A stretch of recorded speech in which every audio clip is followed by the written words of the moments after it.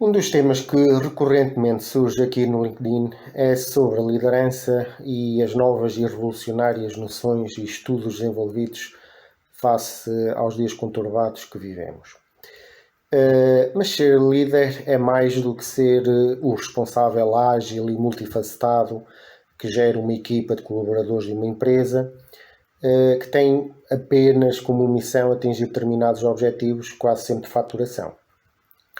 Existem centenas de artigos de opinião em revistas da especialidade sobre o que é e como deve ser um líder, com referências aos maiores gurus da atualidade e nos últimos estudos do Instituto X ou Y, alguns artigos escritos por quem nunca foi líder de coisa alguma e que necessita muitas vezes de fundamentar as suas opiniões em realmente quem foi. A maior parte contém apenas definições genéricas e abrangentes que ficam muito bem numa revista, mas que depois ninguém entende, muito menos sabe como aplicá-los. Hoje decidi dar a minha opinião sobre este tema, com base na minha experiência e tentar não recorrer a especialistas. Em primeiro lugar, a roda já foi inventada há muito. Pode agora ter borracha à volta, cheia de ar, em vez de uma tira de ferro como as carroças antigas e medievais, mas não deixa de ser uma roda. A liderança já existe há milhares de anos. Será atualmente mais engravatada, mais digital, com recurso a novas tecnologias, pode-se inventar uma panóplia de novas noções, mas os fundamentos são os mesmos desde os tempos de Valá. Para não ir mais longe, Leónidas liderou os seus 300 espartanos contra os 250 ou 300 mil persas em 580 a.C. Para os que não sabem, Leónidas foi o rei de Esparta, que pertencia à antiga Grécia, e que morreu na Batalha de Termópilas, juntamente com os seus soldados. A liderança, portanto, remonta a tempos em que havia a defesa da tribo ou da povoação, quando alguns homo sapiens resolveram parar de andar de um lado para o outro, que era uma grande chatice e fazia imensos calos nos pés, e se tornaram sedentários. A liderança normalmente era entregue ao mais forte e ao que tinha maiores capacidades de discernimento. Era o que defendia esse povo dos animais selvagens e, sobretudo, dos outros homo sapiens, que vá-se lá saber porquê, decidiam também parar de andar exatamente no sítio onde os outros já lá estavam. O líder era escolhido e não imposto, e isto parece que não, mas faz toda a diferença. Evoluiu no campo militar, quando se começaram a utilizar armas a sério e não calhaus e espetos feitos de madeira, dando origem às patentes e às várias formações armadas. Em segundo lugar, podem vir os maiores experts da área, e já tive esta discussão com várias pessoas, e podem aqui discordar do que eu vou dizer, mas o facto é que nem todos nasceram para serem líderes. A liderança é inata, tal como outro qualquer traço da personalidade, e manifesta-se desde cedo. Pode, obviamente, devido a várias circunstâncias sociais, familiares ou educacionais, se revelar ou não, mas o facto é que a liderança é inata. Eu posso afirmar que nos 20 anos de percurso profissional e nas várias empresas onde passei, vi muitos chefes, mas poucos líderes. E justifico esta afirmação da liderança ser inata com um dos fundamentos-chave de um líder: o carisma. E o carisma ou se tem ou não se tem.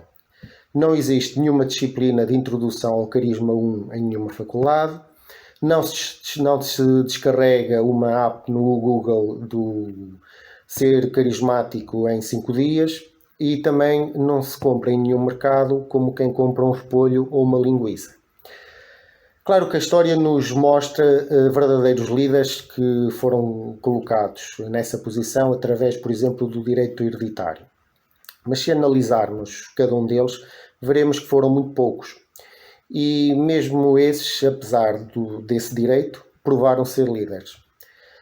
Carlos Magno, Dom Afonso Henriques, Ricardo Coração de Leão, todos eles carismáticos, determinados, capazes de moverem centenas de pessoas. E obviamente que no mundo empresarial, caso contrário, obviamente não haveria líderes e chefes suficientes para preencher as vagas de gestão. Há chefias que aprendem alguns fundamentos de liderança sem, no entanto, serem verdadeiramente líderes ou verdadeiros líderes. O problema, no meu ponto de vista, e passando à prática, é que quem gera ou administra uma empresa tem por hábito colocar nos quadros de chefia o que desempenhou bem as suas tarefas enquanto colaborador, ou que durante um ano ou dois ficou quase sempre a trabalhar até às 21 ou 22 horas, incluindo sábados e alguns domingos, e que dizia yes boss a tudo o que lhe era pedido fazer. Ora bem, por eu saber estrelar um ovo, como mais ninguém, com a quantidade de sal ideal, com a coloração da clara perfeita, a gema ao ponto, isso não faz de mim um chefe reconhecido para estar à frente de uma cozinha de 2 estrelas Michelin. Conheci casos em que foram propostos a pessoas cargos de chefia em determinados departamentos, em que os mesmos não tinham a mínima vontade ou ensejo de o serem, por se sentirem bem apenas com as funções que estavam a desempenhar. E aí vi simplesmente aqueles que declinaram a proposta e os que aceitaram apenas com medo das represálias. Nestes casos, e também os que aceitaram sem terem o mínimo perfil de liderança, o resultado foi invariavelmente um destes dois. Ou acabavam por ser despromovidos e muitas vezes despedidos, por falta de resultados, passado 1, 2, 3 anos, ou paulatinamente os membros das suas equipas iam embora. Conheci há muitos anos uma empresa que no espaço de 6 meses se despediu toda a equipa do departamento comercial, incluindo a secretária administrativa, ficando apenas o diretor. Então, o que é ser líder? Li numa das últimas edições da revista Forbes um artigo de opinião que dizia, e passo a citar: ser líder é ajudar os colaboradores a entender melhor o seu papel na organização, a enfrentar os desafios da mudança e os medos do desconhecido, demonstrando coragem, tomando decisões e gerando confiança. Ser líder é apontar caminhos, descodificar estratégias e transformar planos de ação. É ser o cuidador da singularidade da organização. Uau! Não posso dizer que discordo desta definição, embora reconheça modestamente a minha dificuldade em perceber muito bem o que é que isto quer dizer e principalmente como aplicá-lo na prática, como referi anteriormente. Não sei se esta dificuldade é apenas minha. Antes de mais, um líder tem de possuir um conjunto de domínios pessoais que, a meu ver, são o autoconhecimento, autodisciplina, aptidões sociais e o carisma que eu referi há pouco. Há alguma coisa pior do que ver um líder engasgar-se quando está a fazer um discurso supostamente motivador para a sua equipa, ou quase a desmaiar com o nervosismo quando tem de chamar a atenção de um colaborador, ou o que sai aos berros porta fora do seu gabinete vermelho que nem um pimento a disparar vitupérios como se tivesse uma Kalashnikov na mão? Um líder é alguém que se conhece ele próprio, conhece os seus limites, tanto físicos como psicológicos, e trabalha constantemente para melhorar. Conheci uma empresa com loja aberta ao público, onde o diretor dessa loja tinha a alcunha de Bomb Man. Era uma pessoa que no seu estado normal era afável e simpática, mas numa situação de stress, pressão ou algum problema simplesmente explodia. A sua forma de o resolver era berrando com os colaboradores e dando murros na mesa da secretária. Quando alguém era chamado ao seu gabinete, alguns já subiam as escadas a chorar. Escusado será dizer que o mesmo durou pouco tempo, porque a loja, que era uma das que tinha piores resultados e a maior taxa de turnover pessoal, e portanto foi despedido. Antes de entrar para a nova organização ou empresa,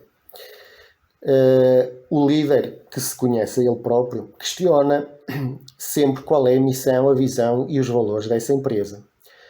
Normalmente só aceita ingressar num novo projeto se identificar com o DNA dessa organização ou dessa empresa.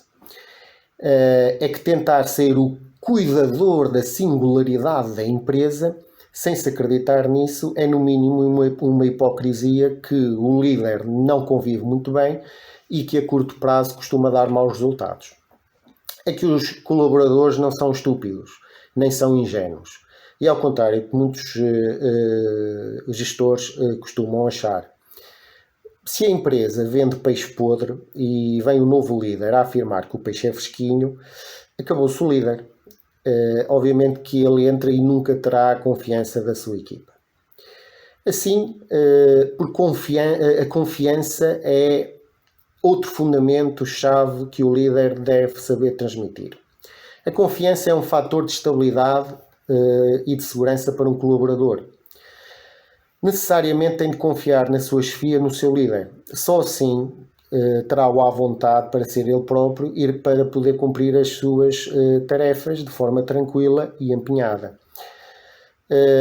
Porque quando erra, admitir esse erro naturalmente e sem esperar represálias necessárias, sabe que o seu líder o irá ajudar a não cometer novamente esses erros.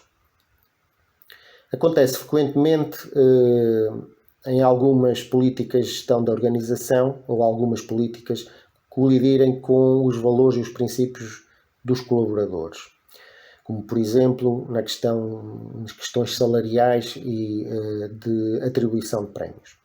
E por vezes o líder encontra-se numa posição difícil, onde tem de seguir e implementar as orientações da administração, mas ele próprio não concorda com elas. Este será, porventura, um dos piores dilemas e dos piores pesadelos que um líder pode ter. A entrada, portanto, de um novo líder é, a meu ver, a Kay Helmand. Aqui surgem mais 4 fundamentos-chave, a saber: o exemplo, a interação, a capacidade de ouvir e a capacidade de decisão.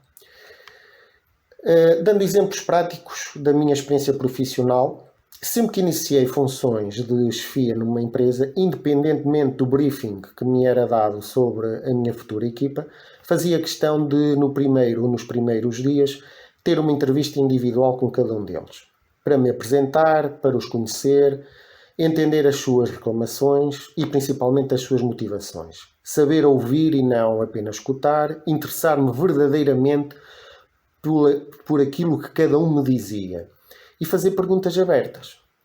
Alguns desabafavam que em 3, 4 anos que ali trabalhavam nunca ninguém se tinha preocupado em saber o que eles pensavam.